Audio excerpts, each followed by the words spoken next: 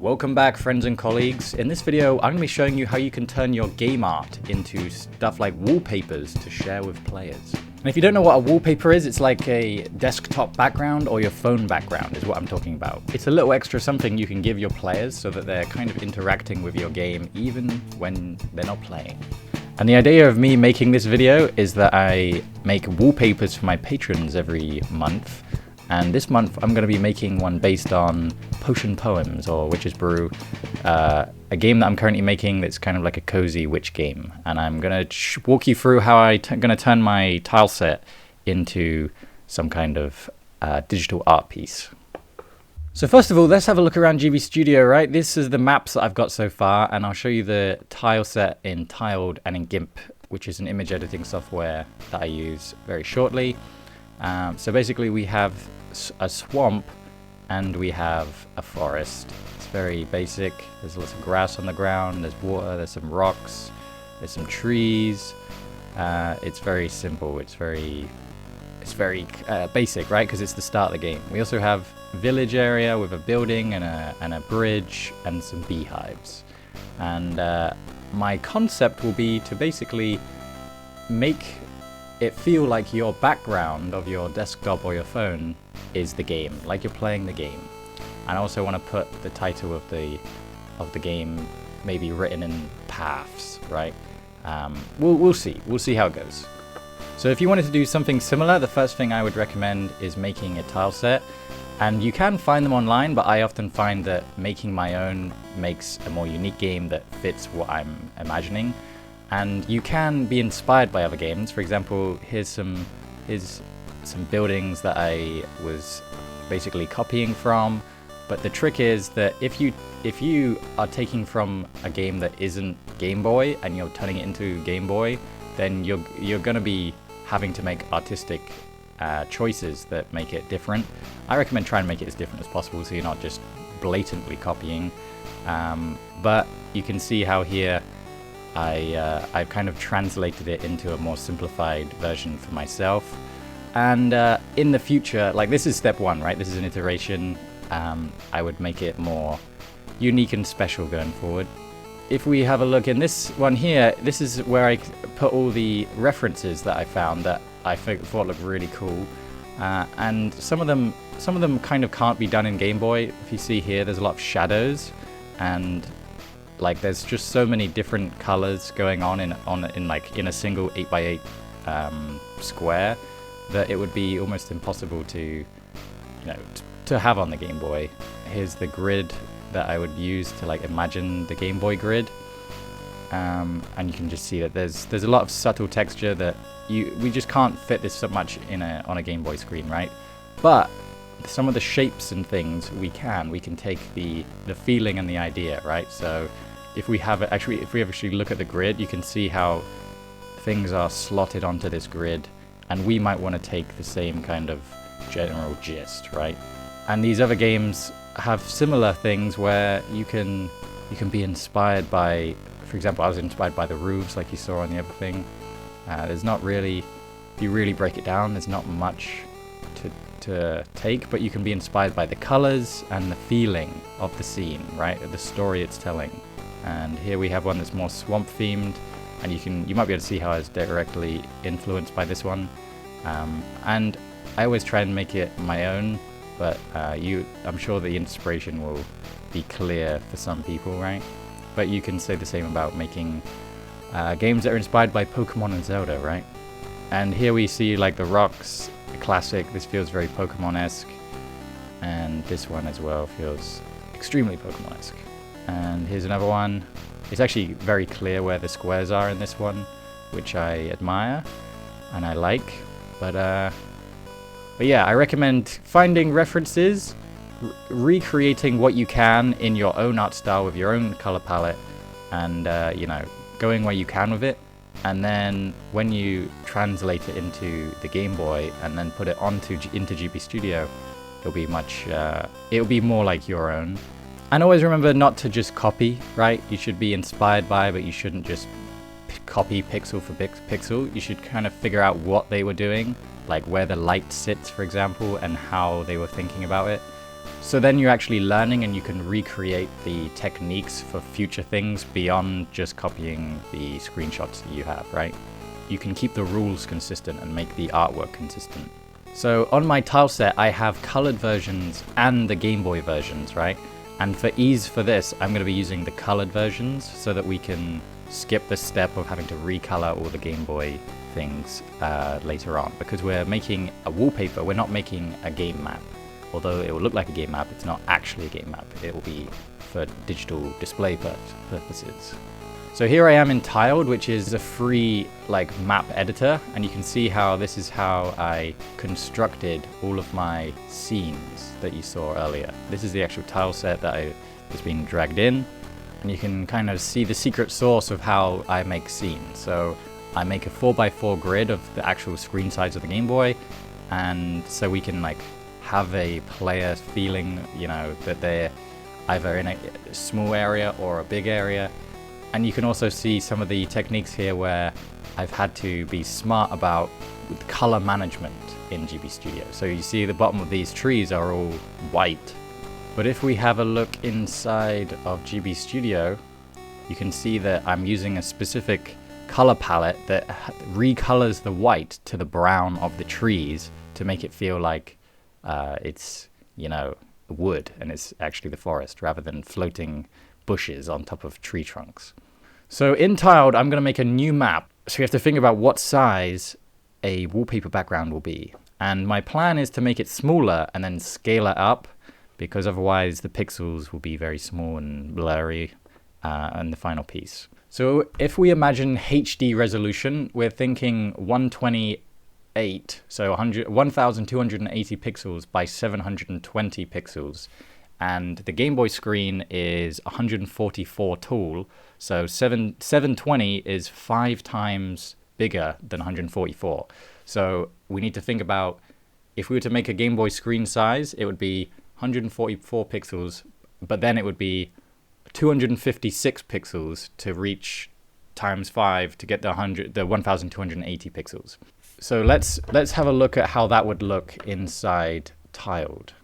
So if we make a new map with the width of 256 and the height of 144, so I actually need to remember that this says tiles here, and I was thinking in pixels. So I need to remember that 256 pixels is 32 tiles, and 144 is 18 tiles. Normally the screen size of a Game Boy is 20 tiles, and the height is 18. So let's have a look at this, and we can imagine here that if we times this by 5, we'll get a HD resolution image that will fit nicely on a landscape background. And then we'll have to do a different thing for the vertical. And phone screens are annoying because they differ in sizes all the time, like in resolution and in physical size.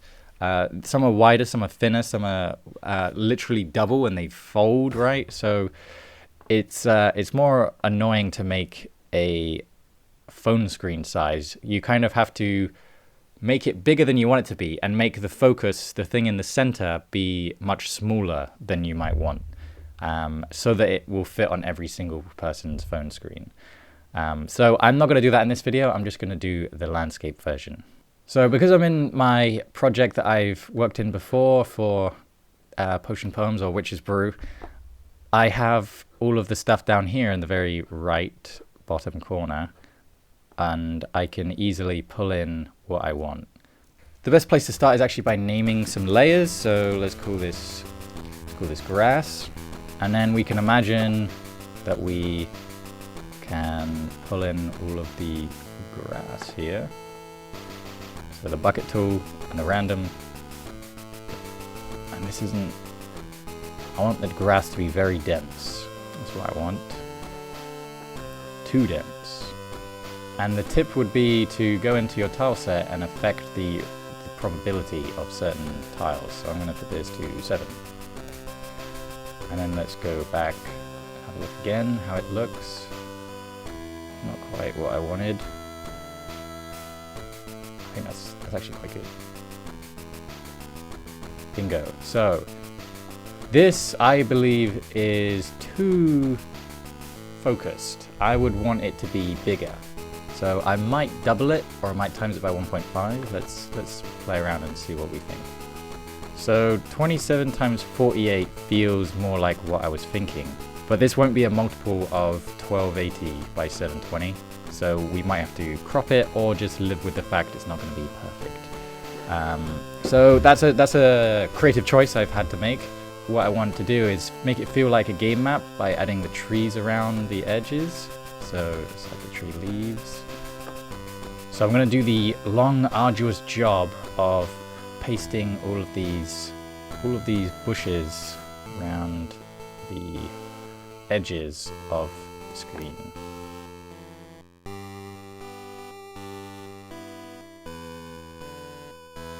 Okay, so I've got a ring around it, and I want to bring it in so it's more messy and less like exact, but this is a good start.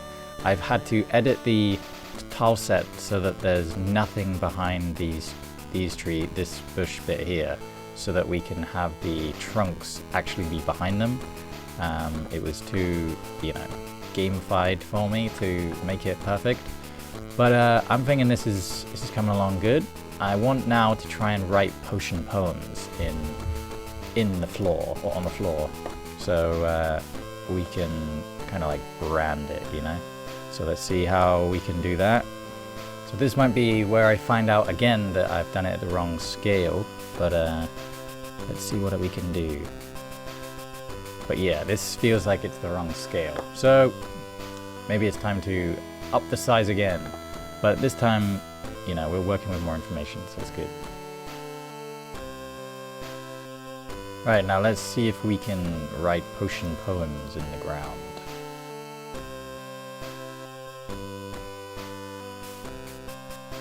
Potion poems. It's very solid and not very magical, special. So I think it needs some, italic. And it might be that we keep it like this as like a, almost like an Easter egg. Like you almost can't read it, so that it's more special. Like only we know it says potion poems. So this is the foundation to what we're going to be making. This has trees surrounding it like a map, and it has potion poems written in stone in the ground. And now I need to make it feel more like a game. So I'm gonna try and gamify it. So let's think about this. We almost have to do level design on this to make it feel real. I think the first thing would be to have a house, maybe. I think that would make sense. Let's just chuck this down and see what happens. I kind of want to move this across the text of poems. Try and find the exact center as well. I'm going to move the in down. So now we have the in, we have the text on the floor. I think now we need a river. That's something. I like that. This is coming together quite nicely. I reckon if I now do the bridge.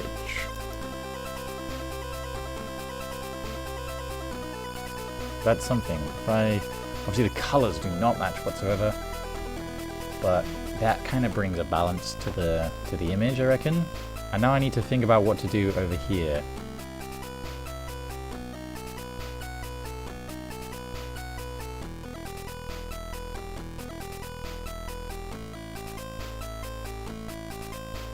That has a lot of potential. I like it. And I realize as well I haven't done my technique yet, where I can paint in exactly where I want the reeds to be. So we can make it feel like a certain bank edge is really reedy, if that makes any sense. And we can remove all of the other reed areas to give it a more open, watery feel, as if the water's flowing there.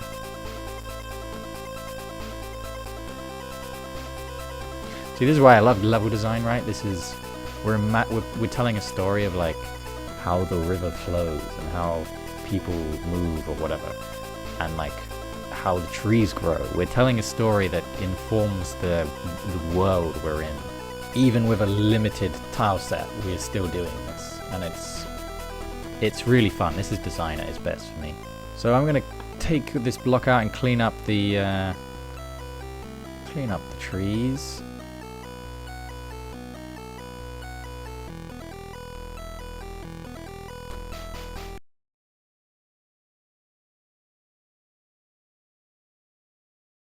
Right, I'm gonna try and work out my idea of adding the beehives around.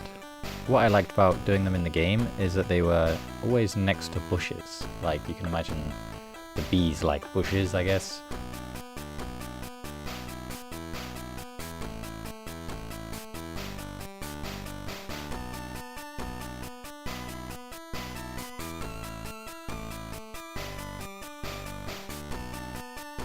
Something is definitely missing from this bit here. I think maybe more water. There we go. That looks like something. I think now I can use the rocks to make it, you know, feel a bit nicer here. I also need to remake the bridge. Add some trunks to this bit. Remove the trees here. And then I reckon I'd have to take it into my image editing software and add the characters.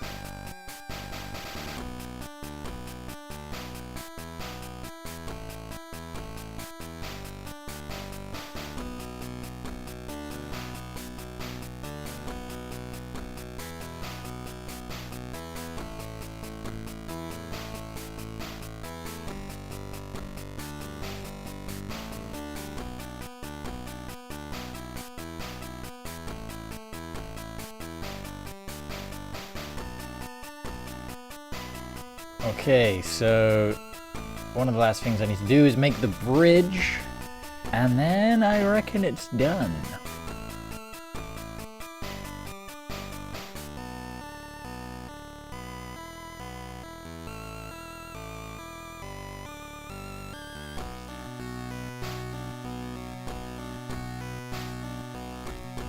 I reckon we did it. It says potion poems. We got a little bit of land. We got a little like path that the characters can take. I think we've got something here, and now we need to add the characters in GIMP. So I need to save this, export it, and then drag it into GIMP. So here it is. Here's the file we just created, and isn't it lovely? It's a bit garish, the colors, but here's a great place we can edit it too, right? We can go colors, saturation, colors, hue, saturation. We can change the hue, make it feel more like nighttime, or whatever. Whatever we want to do. Saturation, decrease, change the hue, make it darker. Suddenly it's nighttime in Potion Poems. Reset, cancel. And let's first think about the characters. Right, so I've opened up my character files that I currently have for the game. These are like unanimated, and they were just to basically give every single character we've thought about a face. But I have here, for example, the knight, which is animated, and this won't be an animated wallpaper, but we can at least take an animation frame to make it seem like, you know, action is being done rather than just statically staring. I also have the frog, which I think is an important part of the game right now, so maybe let's take that first. Obviously we'll have that green outline, and here's where we can ignore the grid. Normally in the Game Boy where they have to stick to the grid, right? Here we can put them wherever we want, so we can put it off grid, and I'll keep them with the green background for now, and I'll remove them all at once. Where do we actually want the frog? I think bringing attention to the beginning of Potion Poems would be smart. So let's do that. The Tavern Keep, they're one of the first characters, so it makes sense to have them. Let's put them out in front of the tavern. The player, the witch player. Let's have a walking frame.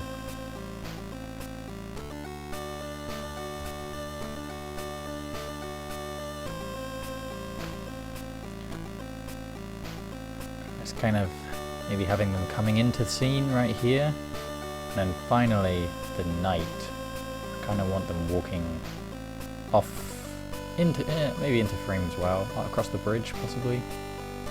Cool, now we need to color them and remove the green obviously. So let's select by color. Let's go on the frog first. Actually, before we get too into this, I realize I'm going to save this as something else.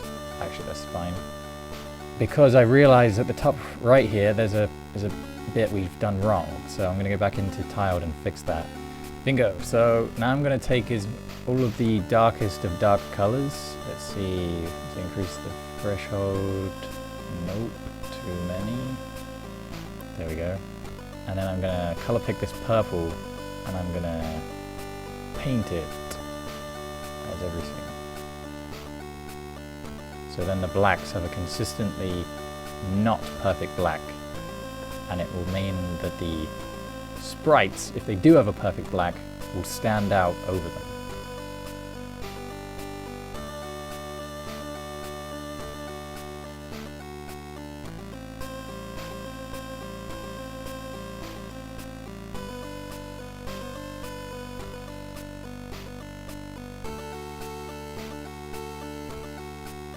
So if we zoom out very far, I believe it does clearly say Potion Poems, which is kind of nice.